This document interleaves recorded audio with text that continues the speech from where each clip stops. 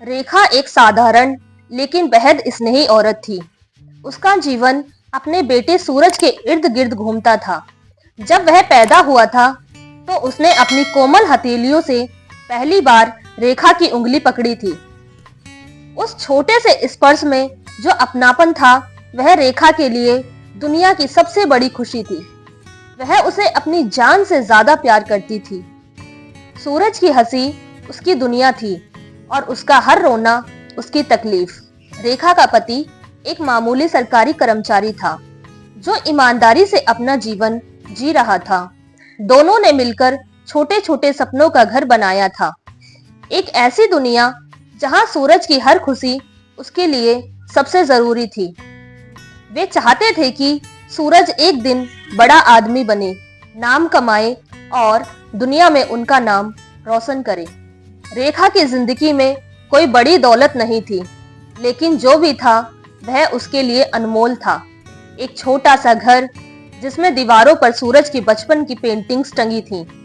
कोने में लकड़ी की एक पुरानी अलमारी थी जिसमें रेखा ने सूरज की पहली किताबें, पहला खिलौना और पहली तस्वीर संजो रखी थी। सुबह होते ही सूरज की किलकारियों से घर गूंज उठता।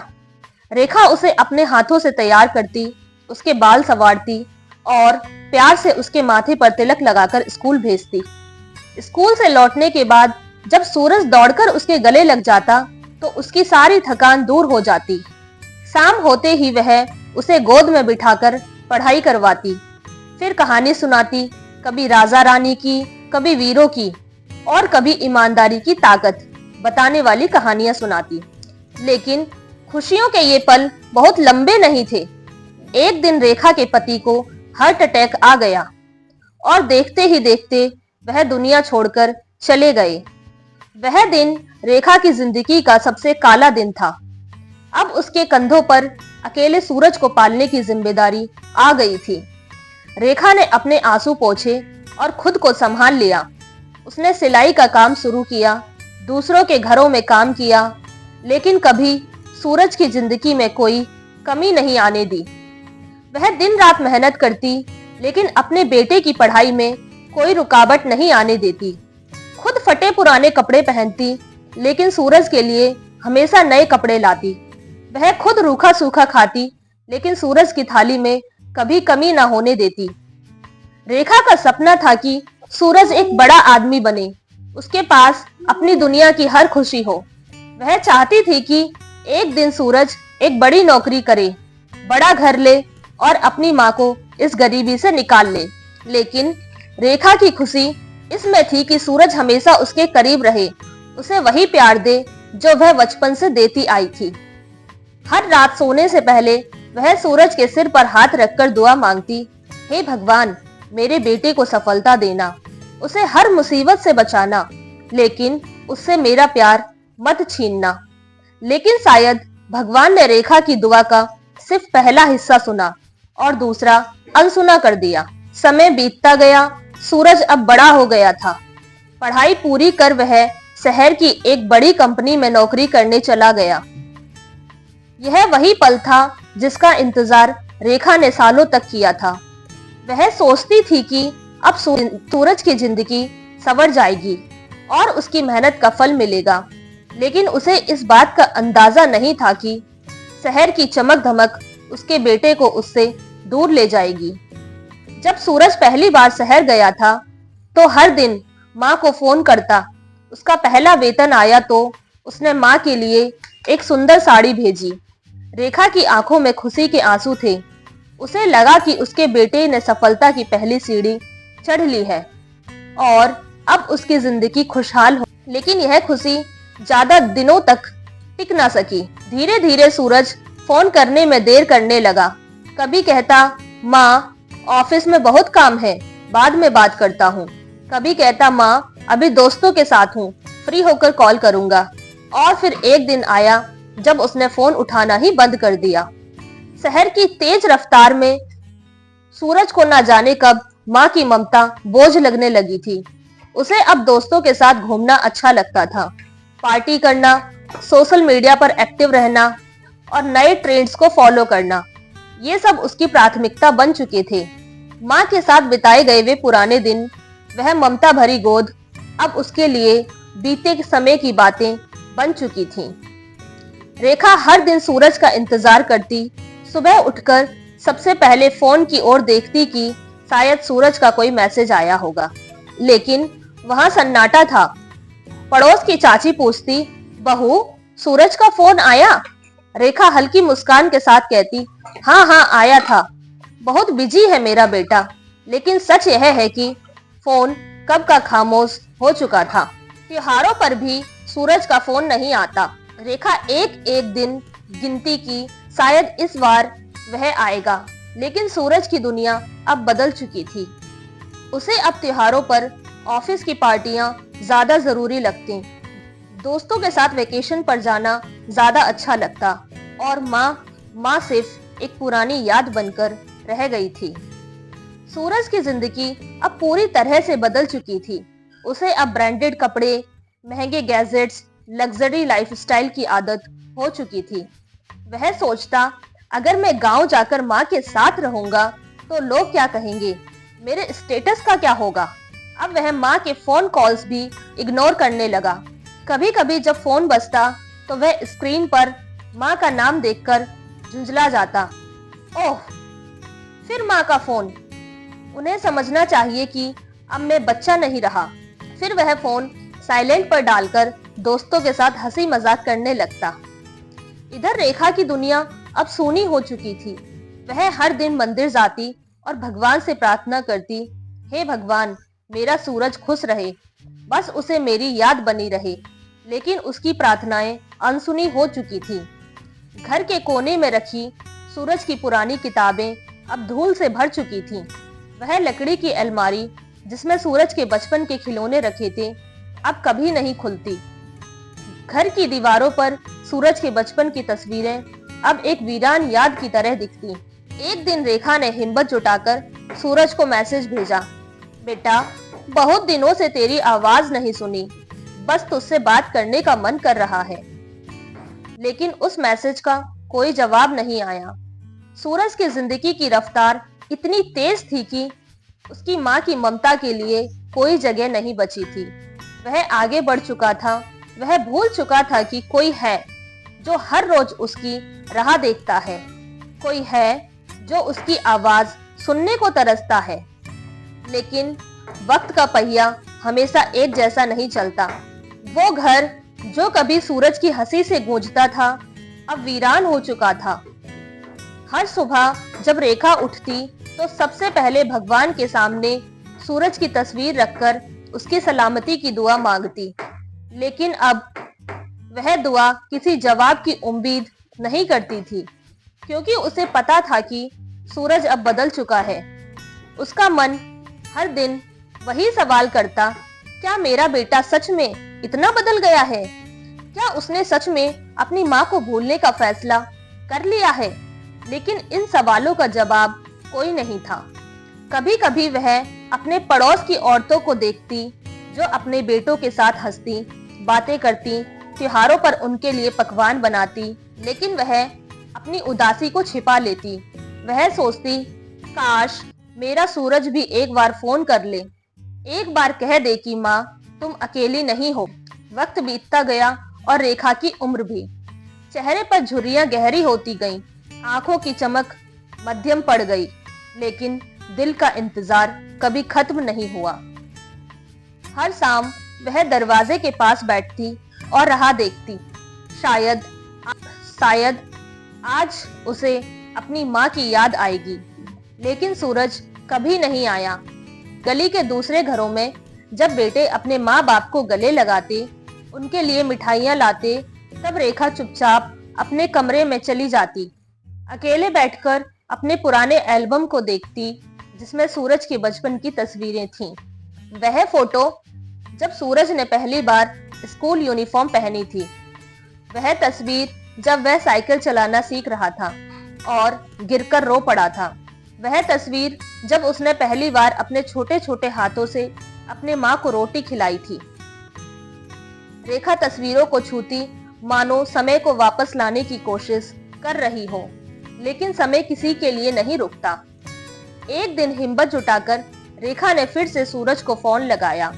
उधर से उसकी असिस्टेंट की आवाज आई, सॉरी आंटी, सर बहुत बिजी है, बाद में बात करेंगे। रेखा ने कांपते हाथों से फोन रखा और अपने आप से कहा, बेटा अब सर बन गया है, माँ अब बस आंटी रह गई। उसकी आंखें नम हो गईं, लेकिन उसने खुद को संभाला। अब उसे समझ आ गया था कि उसका बेटा दूर जा चुका है। रातें अब रेखा के लिए और भी लंबी हो गई थीं। कभी कभी वह चुपचाप छत पर जाकर आसमान देखती, जहां चांद की हल्की रोशनी पड़ती थी। वह खुद से कहती, ये वही आसमान है जो मेरे सूरज ने भी देखा होगा, लेकिन अब वह मेरी रोशनी नहीं, बस किसी और दुनिया का हिस्सा बन चुका है। कई बार वह अस्पताल भी गई जब उसे कमजोरी महसूस हुई। डॉक्टर ने कहा, आपको सिर्फ आराम की जरूरत है, लेकिन वह समझ गई थी कि बीमारी शरीर में नहीं, दिल में थी, वह जो उसे अंदर से खोखला कर रही थी। एक दिन उसने हिम्मत करके एक आखिरी बार सूरज को मैसेज किया, बेटा बहुत साल हो गए तुझे देखे हुए, अगर कभी फुर्सत मिले तो अपनी माँ से मिलने आ जाना। लेकिन इस बार भी कोई जवाब नहीं आया। वक्त अपनी रफ्तार से आगे बढ़ता रहा, लेकिन रेखा का जीवन अब ठहर सा गया था। दिन की शुरुआत अब भी सूरज की तस्वीर के सामने दीप जलाने से होती, लेकिन अब उसके होठों पर कोई दुआ नहीं होती थी। बस एक खामोशी थी, एक इंतजार था जो हर दिन गहरा होता जा रहा था। उसकी आंखों की रोशनी धीरे धीरे धुंधली होने लगी थी। शरीर पहले जैसा मजबूत नहीं था, चलने फिरने में तकलीफ होने लगी थी, लेकिन दिल अब भी एक ही आस पर टिका था, एक बार मेरा सूरज आ जाए, एक बार मैं उसे देख लूं, फिर मुझे इस दुनिया से कोई शिकायत नहीं रहेगी। उसने कांपते हाथों से एक चिट्ठी लिखी, बेटा बहुत साल हो गए तुझे देखे हुए, मैं तुझसे कोई शिकायत नहीं करूंगी, बस एक बार आ जा। मेरी आंखें अब तुझे देखने के लिए ज्यादा दिन तक मेरा साथ नहीं देंगी। अगर तुझे मेरी ममता की कोई भी याद बची हो तो बस एक बार अपनी माँ से मिलने आ जा, शायद फिर हम कभी ना मिल पाए, तेरी माँ। उसने पड़ोसी के छोटे लड़के को बुलाया और उसे वह चिट्ठी सूरज को पोस्ट करने के लिए दे दी। आंखों में नमी थी, लेकिन दिल में उम्मीद थी कि शायद इस बार उसका बेटा लौट आएगा। दिन बीतते गए, लेकिन सूरज की कोई खबर नहीं आई। रेखा हर दिन दरवाजे पर बैठकर राह ताकती, लेकिन अब वह थक चुकी थी। एक रात वह अपने बिस्तर पर लेटी थी, कमरे में हल्की रोशनी थी, उसकी सांसें अब धीमी हो रही थी, उसकी आंखें बंद हो रही थीं, लेकिन मन अब भी दरवाजे की ओर था। शायद सूरज आए, शायद मेरी अंतिम सांस लेने से पहले मैं उसे देख सकूं, लेकिन दरवाजा कभी नहीं खुला। सुबह पड़ोस की चाची आई तो देखा कि रेखा अपनी पुरानी तस्वीरों के बीच लेटी थी। उसकी आंखें बंद थीं, चेहरा शांत था, जैसे अब उसे किसी के इंतजार की जरूरत नहीं रही। उसकी आत्मा उस बेटे का इंतजार करते करते शायद हार गई थी, जिसने कभी मुड़कर नहीं देखा। पास ही रखी चिट्ठी अब भी वहीं पड़ी थी और सूरज, वह अपनी व्यस्त जिंदगी में इतना उलझ चुका था कि उसे यह खबर बहुत देर से मिली। सूरज को जब यह खबर मिली कि उसकी माँ अब इस दुनिया में नहीं रही, तो पहली बार उसके दिल में एक अजीब सा सन्नाटा पसर गया।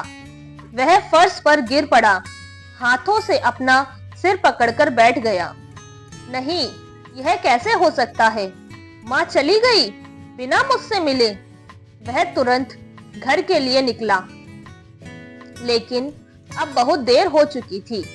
जिस घर में उसकी माँ उसे हर दिन देखने की आस लगाए बैठी रहती थी, वहां अब सिर्फ खामोशी थी। कमरे के एक कोने में माँ की पुरानी साड़ी लटकी थी और पास ही एक तस्वीर थी जिसमें माँ उसे गोद में लिए हंस रही थी। वह चिट्ठी जो कभी न पढ़ी गई। सूरज की नजरें एक कागज पर पड़ी। यह वही चिट्ठी थी जो उसकी माँ ने आखिरी बार उसे लिखी थी। उसके हाथ कांप गए। वह धीरे धीरे पढ़ने लगा। बेटा, शायद यह मेरी आखिरी चिट्ठी हो। तुझे देखने की बहुत तमन्ना है, लेकिन अब मेरी आंखें बहुत कमजोर हो गई हैं। शायद अब तेरा इंतजार ना कर सकूं। अगर तुझे कभी वक्त मिले तो बस एक बार आ जाना, मेरी आत्मा को सुकून मिल जाएगा। सूरज की आंखों में आंसू बह निकले। वह समझ चुका था कि जिस दौलत और शोहरत को पाने के लिए उसने अपनी माँ को भुला दिया था, वह सब बेकार था। काश मैं एक बार माँ से मिल पाता। काश मैं अपनी व्यस्त जिंदगी से थोड़ा समय निकाल पाता। काश मैंने यह चिट्ठी पहले पढ़ ली होती। लेकिन अब पछताने का कोई फायदा नहीं था। यह कलयुग का सबसे बड़ा श्राप था। जब तक हमें अपनों की कदर होती है, तब तक वे हमारे पास नहीं होते, और जब हमें उनकी अहमियत समझ में आती है, तब तक बहुत देर हो चुकी होती है। सूरज घुटनों के बल बैठ गया। तस्वीर को सीने से लगाकर फूट फूट कर रोने लगा।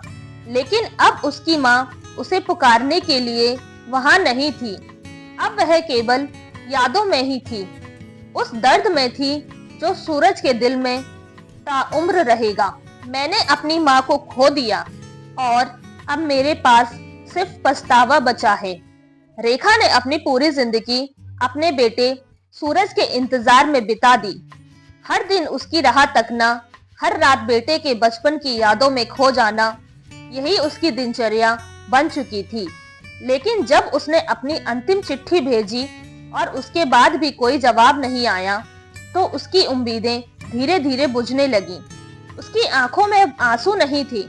शायद दर्द इतना गहरा हो चुका था कि अब वह किसी भी भावनाओं को महसूस करने में असमर्थ थी।